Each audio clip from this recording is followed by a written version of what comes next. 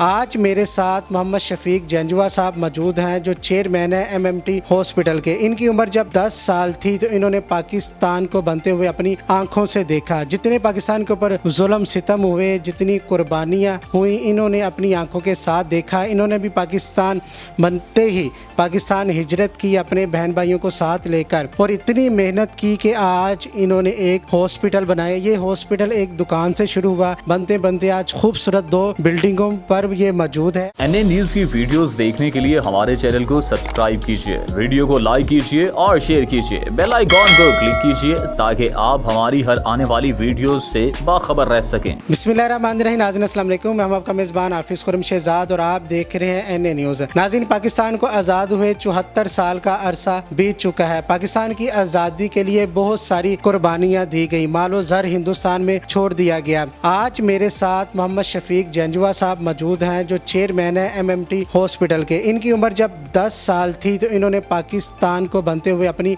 आंखों से देखा। जितने पाकिस्तान के ऊपर जुल्म सितम हुए, जितनी कुर्बानियाँ हुई, इन्होंने अपनी आंखों के साथ देखा। इन्होंने भी पाकिस्तान बनते ही पाकिस्तान हिजरत की अपने बहन भाइयों को साथ लेकर, और इतनी मेहनत की कि आज इन्होंने एक हॉस्पिटल बनाया। ये हॉस्पिटल एक दुकान से शुरू हुआ, बनते बनते आज खूबसूरत 2 बिल्डिंगों पर ये मौजूद है। आप स्क्रीन पर देख भी सकती हैं, इतनी खूबसूरत और शानदार ये बिल्डिंग है एमएमटी हॉस्पिटल की। और आंखों का यहाँ पर इलाज होता है, बेहतरीन इलाज होता है। पाकिस्तान के सफ़े अव्वल के हॉस्पिटलों में इसका शुमार होता है। तो शफीक साहब से हम जानते हैं कि जो पाकिस्तान का मकसद था, जो पाकिस्तान के लिए इन्होंने कुर्बानियाँ दी, तो वो सारा मंजर क्या था जब पाकिस्तान आज़ाद हुआ। तो शफीक साहब की ज़बानी सुनते हैं। शफीक साहब, मुझे ये बताइएगा, पाकिस्तान बनते आपने अपनी आंखों से देखा, तब आपकी उम्र 10 साल थी, तो आपने जब हिजरत की, जितना पाकिस्तानियों के ऊपर जुल्म सितम हुआ, अपनी आंखों से देखा है, वो ज़रा बताइएगा। नहीं, हमारे पट्टी में ऐसी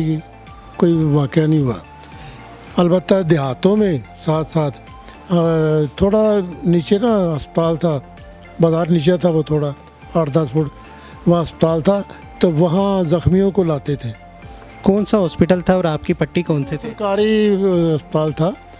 पट्टी का भले को बता दूँ मैं कि तकरीबन 52 किलोमीटर अमृतसर, 52 किलोमीटर कसूर पट्टी, और तकरीबन इतना ही कसूर है। कसूर और अमृतसर के बिल्कुल दरमियान थी ये पट्टी। मुग़लों की पट्टी मशहूर थी, बाजे की पट्टी, बल्कि वो एक देहाती प्रोग्राम तो आता था ना रेडियो में, तो निज़ामुद्दीन वो भी पट्टी के थे। हाँ जी, तो बड़े मशहूर थी मुग़लों की पट्टी, और वहाँ वो लैंडलॉर्ड थे। अब आप मुग़लों की पट्टी में जाना चाहें तो ये कसूर वाला जो गंडा सिंह बॉर्डर है वो यूज़ करेंगे। बरकी दियारा रोड, जो रेलवे लाइन है वो कसूर वाली है, ये बरकी उडियारा, इस बरकी उडियारा और सीधी ये पट्टी जाती है बाई रोड। तो बाई रेल नहीं, बाई रेल सिर्फ कसूर। अच्छा, तब आपकी उम्र 10 साल थी। कितने आप बहन भाई थे, और आपके वालदैन सब ने हिजरत कर ली थी? नहीं, वालिद साहब तो पाकिस्तान बनने से 2 साल पहले फौत हो गए थे। हाँ जी, तो बाकी वो क्या कहते हैं, खोटा पैसा भी काम आता है। हमारे एक अजीज़ थे कसूर, तो वो सब्ज़ी सप्लाई करते थे आर्मी को, मिलिट्री को। वो ट्रक लेके आ गए आर्मी का, और फिर उसमें वो औरतें, कुछ मर्द हमारे अपने अजीज़ो कारब थे, वो चले गए। अब गुंजाइश नहीं थी, और तो फिर वालदा कहने मैं तो इनको छोड़ने के नहीं जाऊंगी, मैं इनके साथ जाऊंगी। अच्छा, वो कसूर से हमें ट्रेन लेने आ रही थी पट्टी, तो वहाँ से कसूर की जानब 10 किलोमीटर था स्टेशन वल्टोहा, वहाँ से कौन रेलवे लाइन तोड़ दी। अब वो चकाचक आया, वो काला इंजन वो ज़मीन में धंस गया। फिर वो आए कि भाई अब कोई सूरत नहीं है, ना वो रेलवे लाइन ठीक होनी है, बेहतर है कि आप वहाँ पैदल चले जाएं। तो 10 किलोमीटर पैदल गए हम। मैं था, एक हमशीरा थी बड़ी, थोड़ी माजूर थी, छोटी हमशीरा थी, बड़े भाई थे। तो फिर ये हम वहाँ 10 किलोमीटर पैदल गए। और हैरत की बात ये सिख भाइयों ने इसको अप्रिशिएट किया इस बात को कि सिखों ने कत्ल गारत की और सिख बेचर में कसूर तक बाहिफाजत लेके गया, वरना वो चाहते सबको मरवा देता, लेकिन नहीं, वो बड़ी दयानतदारी से वो हमें वो कसूर तक बॉर्डर तक पहुँचा के गए। मतलब सिखों में भी कुछ अच्छे सिख थे जिन्होंने मदद की। सबको मरवा देता, लेकिन उसका गाइड भी करने वाला मैं साथ ही था। वो जीप में था, वो कभी रेल के दाईं तरफ हो जाते, कभी बाईं तरफ, उसे वो गाइड करने बता रहा था कि अब फलाना गांव उधर आने वाला है, फलाना गांव इधर आने वाला, लिहाजा वो जीप उधर कर देते। वो सिख निकल के घरों से बाहर बुलबुली मारते थे, तो फिर वो कहता था कि फायर करो, ज़ाहिर है फायर के सामने कौन खड़ा होता है, वो भाग जाते थे। बड़ी हिफाजत से वो हमें कसूर तक पहुँचा के। उससे आपकी गुफ्तगू हुई उस सिख से कि दूसरे सिख तो कत्ल गारत कर रहे हैं, तुम बाहिफाजत हमें पाकिस्तान लेके जा रहे हो? नहीं नहीं, वो तो जीप में थे जी, हम ट्रेन में थे। बहरहाल वो उसकी दयानतदारी है जी, अब वो चाहता सबको मरवा देता। अच्छा, जब आप पाकिस्तान आ जाते हैं तो जब आप सफ़र का आगाज़ करते हैं तो सिर्फ़ एक गिलास पानी पीने के लिए आपके पास होता है, बाकी सारा मालो ज़र आप हिंदुस्तान छोड़ आते हैं। फिर यहाँ आके आप इतनी मेहनत करते हैं, इतना खूबसूरत हॉस्पिटल आपने बनाया। कसूर रहे, कुछ दिन कसूर रहे, फिर लाहौर आ गए। लाहौर भी आके कहाँ रहे, शायद आज भी वो बिल्डिंग होगी, पीली बिल्डिंग, ज़िम्मेदार अखबार था, फिर वो होटल हो गया। उसके बिल्कुल सामने मेरा हाल आज भी है। वो को 2-3 दिन उधर रहे हम। हमारे वो पट्टी के दाना थे छोटे कद के, अब्दुल नवीद करशी, उनकी किताब भी है मेरे हाल यहाँ पढ़ी होगी। तो फिर 3-4 रोज़ उधर रहे, फिर हम गुजराले आ चले गए। तो 21-22 साल गुजराले में गुजारी। अच्छा, जब आगे आपके पास कुछ नहीं था, मालो ज़र भी नहीं था, कारोबार भी नहीं था, कुछ भी नहीं था, किस तरह ज़िंदगी को आगे बढ़ाया और बहन भाइयों को साथ लेकर चले? नहीं, करना क्या था, मेहनत की, डाई फिटरी मेरा काम था। तो वहाँ रेडी भी लगाई हौजरी की, बनियाने जुराबें। फिर वो ज़रा सख्ती करते थे थाने वाले, तो फिर वो उसकी मेहरबानी से दुकानदार की वो छापा बना लिया 2 फुट 3 फुट का। तो वो जब वो पुलिस वाले आते तो उठा के दुकान के थड़े पर रख देते। तो बड़ी मेहनत करनी पड़ती है जी। और वो क्या नाम है, नून मिर्चें घोट के रोटी खानी, तो किसी घर से कोई लस्सी ले आनी, वो चाटी की लस्सी क्या, उससे खाना खा लेना। तो बड़ा जो वो थोड़ा बहुत असासा था वो तो उधर रह गया ना।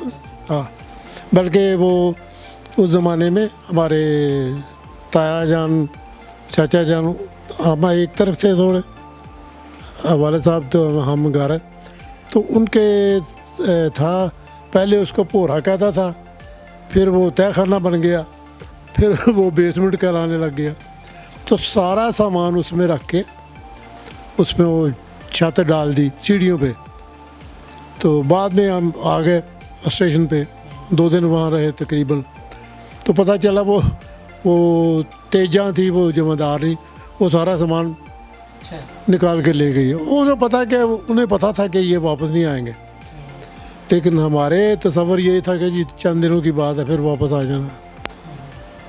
अच्छा, अब आपकी उम्र 84 साल है, 74 साल की उम्र में आपने हिजरत की, तो 84 साल उम्र हो गई है, 74 साल से आप मेहनत कर रहे हैं, एक हॉस्पिटल इतना खूबसूरत आपने बनाया, पाकिस्तान को तरक्की की राह पर गामजन किया। आजकल के जो नौजवान नस्ल है, जिनको ये तरीका पता ही नहीं है कि हमारे जो बुज़ुर्ग हैं उन्होंने कितनी कुर्बानियों के बाद पाकिस्तान हासिल किया है, इतनी मेहनत से इसको आगे बढ़ाया, उनके लिए क्या पैगाम है आप? सबसे पहला पैगाम ये है कि झूठ ना बोलें। हुज़ूर सल्लल्लाहु अलैहि वसल्लम के पास एक आदमी आया कि या रसूलुल्लाह सल्लल्लाहु अलैहि वसल्लम, मेरी ये भी आदत है, ये भी आदत है, फ़लाँ भी है, वो भी है। तो आपने सब कुछ ठीक है, जो मर्ज़ी कर, सिर्फ वादा कर ले कि झूठ नहीं बोलना। अब उसने सोचा कि अगर खुदा न खास्ता मैं ज़ना करता हूँ, तो आप सल्लल्लाहु अलैहि वसल्लम ने पूछा तो झूठ बोलना नहीं, तो फिर तो सज़ा होगी। चोरी की मसलन मना किया है, अगर इकरार कर लिया तो फिर सज़ा होगी। वो यानी एक बात ने सारी उसकी बुराइयाँ छुड़ा दी। कि झूठ नहीं बोलना। नई नस्ल को भी यही है कि झूठ जो सदाकत है ना, झूठ की कोई बुनियाद नहीं, सच की बुनियाद है। सच की हमेशा जीत होती है। शफीक साहब, एक तो आपने बताया कि झूठ नहीं बोलना चाहिए, मेहनत पाकिस्तान बन गया है, अब नौजवान बच्चों के लिए एक मैसेज है, ये ख़ास तौर पे ये मैसेज देना चाहिए। आजकल के जो छोटे छोटे बच्चे हैं, बाजी हमने उनके हाथ में पकड़ा दी हैं, ये किस तरह की आज़ादी है? नहीं, ये कोई आज़ादी नहीं। तरबियत का नाम किसका है? एक तो होता ना पैगाम, एक है तरबियत करनी बच्चों की, ये वालिदैन का काम है, उस्ताद का काम है स्कूलों में। बहरहाल उस ज़माने में बड़ा फ़र्क पड़ गया और ये अच्छा हो गया। हमारे ज़माने में बड़ी पिटाई करते थे स्कूल में बच्चों की, और फिर वो को बच्चा भाग गया तो दो तकड़े लड़के भेजने, इसने बाजू पकड़ लिए, एक ने पाँव पकड़ लिया, उसको झूला झूलते। लेकिन आज चूँकि वो मार वाला सिस्टम ख़त्म हो गया, कल तो स्कूलों के बाहर लिखा हुआ है मार नहीं प्यार। प्यार, और उसका नतीजा ये है कि आज बच्चे, अगर हम उसे कहते हैं ना कि बेटे आपकी तबीयत ठीक नहीं, ना जाए स्कूल, तो उन्हें नहीं दादा वो हमने जाना। ये इसकी वजह है। तो अगर वो मार कुटाई हो तो वहाँ ज़ाहिर कौन जाएगा। ये बहुत अच्छा सिस्टम किया है और होना भी चाहिए। बस देखो जी, 100 में से 2-3 बच्चे ऐसे होंगे जो मार के लायक हैं, बाकी तो इतने एहसास होते हैं, उनको घूर के देख लें तो वो सारा कुछ भूल जाएंगे। अच्छा शफीक साहब, मुझे ये बताइएगा, पाकिस्तान का मुस्तकबिल आप क्या देखते हैं? बहुत अच्छा देख रहा हूँ। अगर हुक्मरान अच्छा हो तो सब कुछ अच्छा हो जाता है। हुक्मरान गलत हो, चोरी चकारी करने वाला, लूट मार करके ले जाने वाला हो, तो वो उसका क्या मुस्तकबिल है?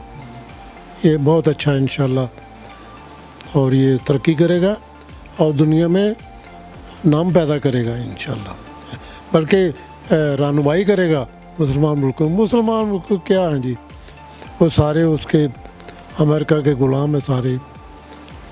इसने वो हिम्मत वाली बात की है।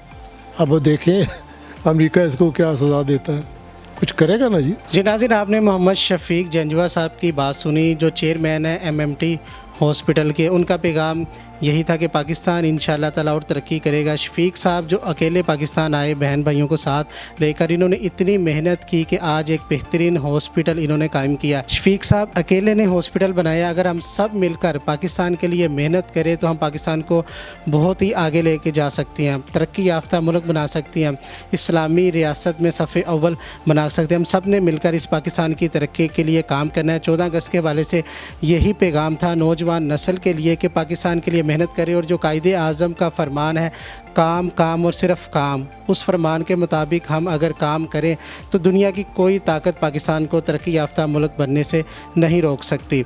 आज का प्रोग्राम आपको कैसा लगा, कमेंट सेक्शन में अपने ख्यालात का इजहार ज़रूर कीजिएगा। इसी के साथ अपने मेज़बान हाफिज़ खुर्रम शहज़ाद को दीजिएगा इजाज़त। अल्लाह निगहबान।